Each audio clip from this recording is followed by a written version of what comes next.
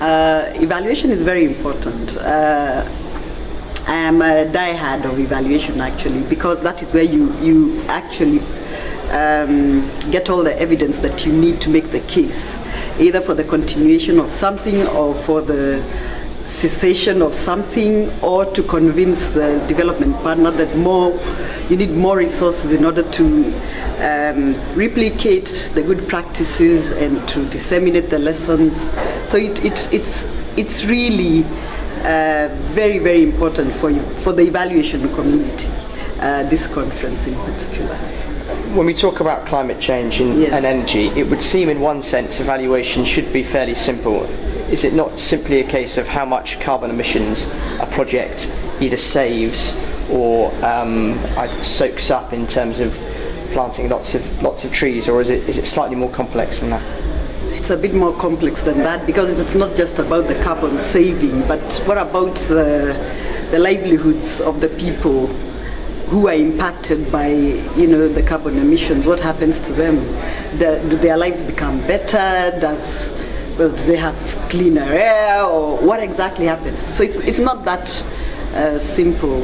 And climate change as it is a whole complicated subject.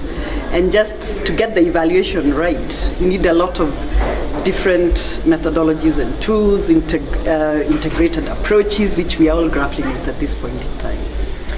I thought it was interesting. We heard a presentation earlier on from Andrew Steer, head of the World Resources Institute, and he was talking about the different kinds of projects that people focus on, and he was almost suggesting that big finance bodies move away from specific projects on renewable energies and work on larger, more ambitious projects, such as making finance more transparent in India, or mapping deforestation in Brazil or Indonesia.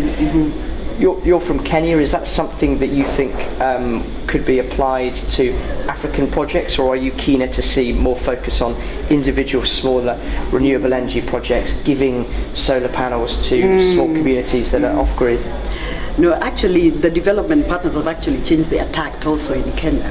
So we are finding that they don't want to support individual projects, but a consortium of partners doing very many different types of projects that all come together under one umbrella. So these days you don't find development partners only focusing on one tiny specific project, because the impacts of that in light of climate change is very limited. But when very many partners come together, this one doing something on water, energy, diversification of livelihoods or incomes, then it all comes together to make a better outcome for the development partner. So it's all over. It's not just at the global level, so to speak. Even regionally and nationally, we are seeing development partners supporting integrated projects. A final question.